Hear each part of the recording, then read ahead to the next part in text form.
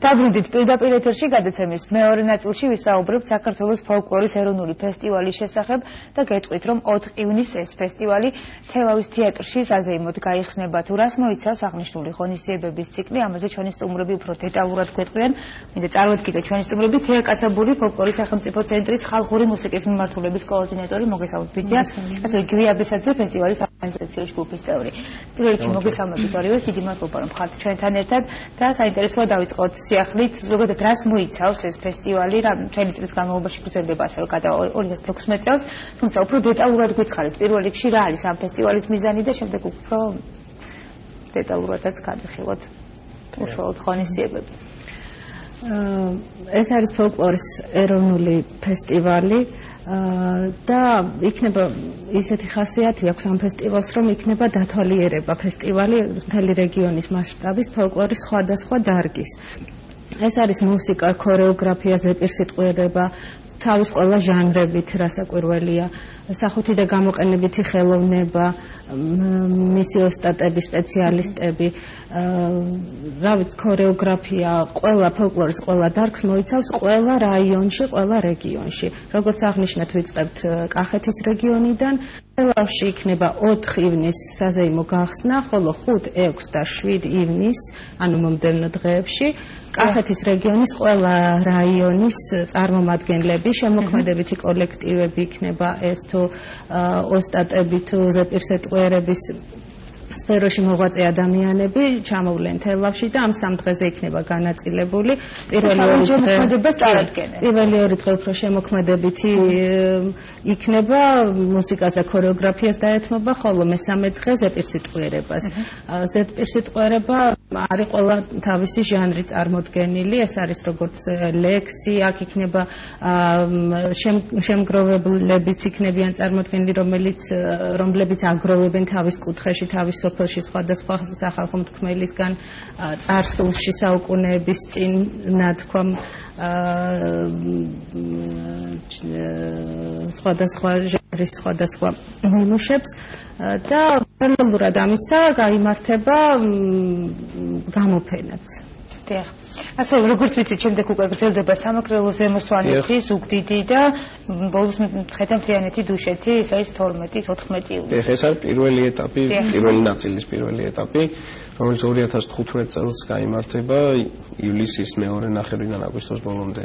ერთგვარი შესვენება იქნება, რადგან რეგიონებში მოგეხსენებათ ხალხი სხვადასხვა საქმიანობით არის დაკავებული და ძირითადად ფოლკლორის შემსრულებლები სხვადასხვა სამეურნეო საქმიანობას ეწევიან, ამიტომ გადავწყვიტეთ სექტემბრიდან გაგვეახლებია ჩვენი მეორე ეტაპი, ხოლო პირველ ეტაპს რაც შეეხება, შემიძლია დეტალურად გადაცნოთ.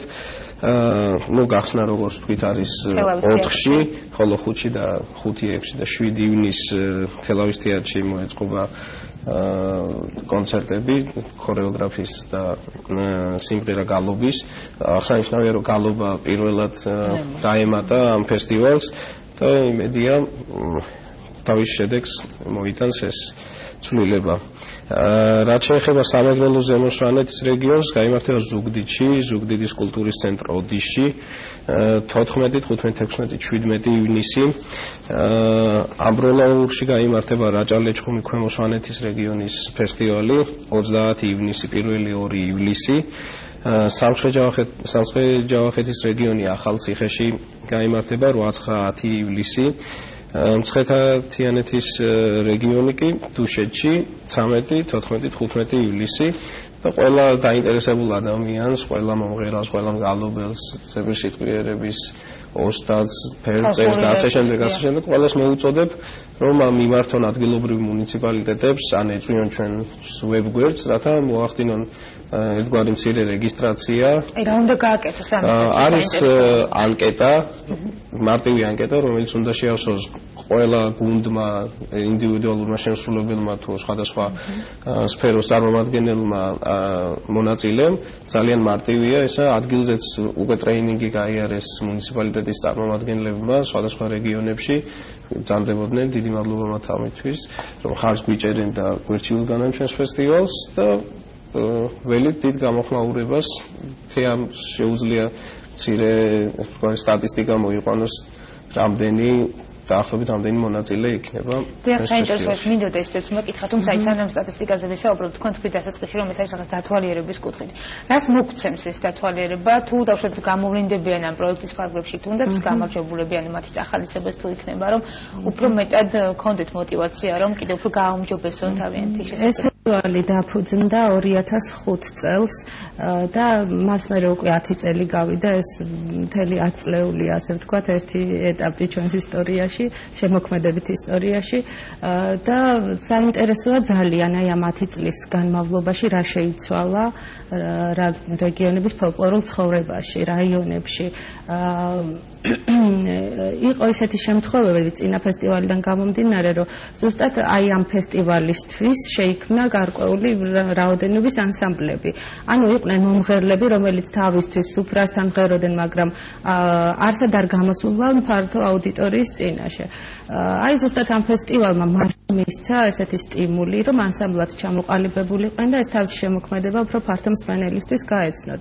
და ძალიან დიდი იმედი გვაქვს, რომ აი წელსაც ამ ფესტივალის ფარგლებში გვექნება ასეთი საბედნიერო შემთხვევები და ძალიან ბევრ ახალ ანსამბლს დაედება საფუძველი და ას გამოვლენილი არ იქნებიან ესე გამარჯვებულები პირველი, მეორე, მესამე ადგილი ან სპეციალური პრიზებით. უბრალოდ აქედან გამორჩეულები გახდებიან ლაურეატები და მათ დააჯილდოვებენ გარკვეული ფასიანი ჯილდოები იქნება, ხოლო შემდგომში ამ ანსამბლებს ყველანაირად ექნებათ ფინანსური თუ შემოქმედებითი ხელშეწყობა თავისი შემოქმედების განვითარებაში. ეს რას გულისხმობთ? იქნებ უფრო დაგვიზუსტოთ, რას ნიშნავს შემდგომში ფინანსური ხელშეწყობა? ანუ რომელი ანსამბლიც წარმატებულად წარმოჩინდება ამ ფესტივალზე, რომელიც გამარჯვებული გახდება. ხო, ეს არ იქნება ერთეულები, შეიძლება ეს არ არის შესაძლებელი. რა თქმა უნდა შეუზღუდავად ვინც იქნება ამის ღირსი, ასე ვთქვათ, და შემდგომში იქნება მათი ჩანაწერების განხორციელება, შეიძლება პატარა ვიდეო ფილმებიც გადაიღონ, კონცერტების გამარჯვება. ამ ყველაფერს ფოლკლორის სახელმწიფო ცენტრი აკეთებს თუ? რა თქმა უნდა, ყავს სხვადასხვა მხარდამჭერი, მათ შორის ყველაზე მთავარი მხარდამჭერი საქართველოს კულტურისა და ძეგლდადაცვის სამინისტრო, რომელიც ამ ფესტივალის თავარი მხარდამჭერია და რა თქმა უნდა შემდეგი ეტაპიც იქნება გაივლის კულტურის სამინისტროს მხარდამჭერით და აუცილებლად განხორციელდება ის წასახალისებელი ღონისძიებები, რომლებიც უკვე დავასახელეთ. დიახ, შეგიძლიათ გავიწევოთ. დიახ, ზოგიერთი ანსამბლი თქვათ შესამოსელს საჭიროებს, ზოგს საკრავი სჭირდება. კონცერტის გამართვაც მოგეხსენებათ გარკვეულ პრობლემებთან არის დაკავშირებული და ამასაც უზრუნველყოფს შემდგომში უკვე ამ ფესტივალის შემდგომ. ანუ როგორც თქვით დასაწყისში, დებიუტანტები ყოველ წელს გყავთ. კი, და იმედი გვაქვს, რომ წელსაც დაინტერესება დიდი იქნება და სტიმული იქნება იმისთვის, რომ შეიქმნათ ახალ-ახალი საინტერესო. ყველაზე მეტად მაინც რომელი რეგიონი აქტიურობს ხოლმე, რომელი კუთხე აქტიურობს საინტერესო. ამდენი წელია არსებობს ფესტივალი და მაგრამ დასავლეთის კუთხეები უფრო გამოირჩევიან სიმრავლით, ანსამბლების და ქორეოგრაფიული ჯგუფების და იმედი გვაქვს, რომ უკვე წელს თქვარი დაბალანსებული იქნება და აღმოსავლეთის არ ჩამორჩება. თუ ყოფილა შემთხვევა, მაგალითად, რომელიმე კუთხე აი წელს პირველად გვერდება და აქამდე არ ყოფილა, ან რომელიღაც თუნდაც ისეთი სოფლიდან, რომელიც აქამდე არ ყოფილა და ამას უკვე ანკეტების პროდუქტი გაგრძელდება შედეგები. ანკეტები გვიჩვენებს ამას თუ რამდენად ჩაერთვება ახალი ესე ვთქვათ ჯერ ვინც არ ყოფილა და პირველად ჩაერთვება. როდემდე იქნება ეს ამის საშუალება, როდემდე იქნება ეს? ანკეტების შევსება მთავარია, რომ აი თავიანთ რაიონული ცენტრებში, სადაც დანიშნულია უკვე ფესტივალი, აი მაგალითად თელავის შემთხვევაში სავარაუდოდ 2 ივნისამდე უნდა მოხდეს ამ ანკეტების შეგროვება და მიწოდება ადგილობრივი მუნიციპალიტეტების კულტურის სამსახურებში ან კულტურის ცენტრებში, ან სადაც არის ეს პუნქტები, ვინც გააფრთხილა მონაწილეები, ასე რომ ეს კოორდინაცია უკვე შედგა, ესე ვთქვათ, დაგეგმილია ყველაფერიდან. იმედი გვაქვს, რომ ხარვეზების გარეშე ჩაივლის. საინტერესო დედაქალაქიდან თუ ექნებათ საშუალება მონაწილეობა, რომ მიიღო. დედაქალაქსაც ექნება, რა თქმა უნდა, დედაქალაქში უამრავი გუნდია, რომელიც უკვე წლებია საქმიანობს. ამ სფეროში და აუცილებლად ერთ-ერთი ბოლო ფესტივალი, რომელიც გაიმართება, დათვალიერება ფესტივალი, იქნება დედაქალაქში ნოემბრის თვეში დაახლოებით. მე მაინტერესებს მაგალითად თუნდაც პირობითად ჩემ თავზე რა ვიყო, თქვა რაღაცას ვაკეთებ, თუნდაც ხალხური რეწვის კუთხით და არ მქონია არც გამოფენა არაფერი და მინდა მივიღო მონაწილეობა. კი. აი ამ შემთხვევაში შემიძლია თავისუფლად გავიარო. სწორედ თქვენაირი ადამიანებით ვართ დაინტერესებული, ვისაც არანაირი აქტივობა არ ქონია. ყველამ სურველს, აბსოლუტურად ყველამ სურველს შეუძლია ჩვენ ვებგვერდზეც folk.gov.g არის ოფიციალური ინფორმაციაც, არის ანკეტებიც, ელექტრონულადაც შეუძლია მსურველს შეავსოს მიუთითოს საცხოვრებელი ადგილი, ყველა ველი შეავსოს. ასე მოგმართოთ Facebook-ში და სხვადასხვა საშუალებებით. ჩვენ მისამართზეც პირადადაც შეუძლია თუ ამის სურვილი აქვს ვინმეს. ასე რომ ფართოა ეს საშუალებები. და კიდევ დასასრულს მინდა კითხო, ძალიან ხშირად არის ხოლმე და ისმება ეს საკითხი, რომელსაც იმართება ფესტივალი, კონკურსი, რომ ჟიური იყოს რაც შეიძლება კომპეტენტური, ერკვეოდეს იმ სფეროში და სწორად შეაფასოს ადამიანის ნიჭიერება. ამ შემთხვევაში ვინ იქნება ჟიურის წევრი? ჟიური დაკომპლექტებულია როგორც ჩვენი სამსახურის თანამშრომლებით, რომლებიც არიან დარგის სპეციალისტები, ასევე მოწვეული ჟიურიც, რომელიც ცნობილი ხალხისგან არის გამოჩენილი. დებულების მიხედვით, ჟიური რეგიონების მიხედვით შეიცვლება.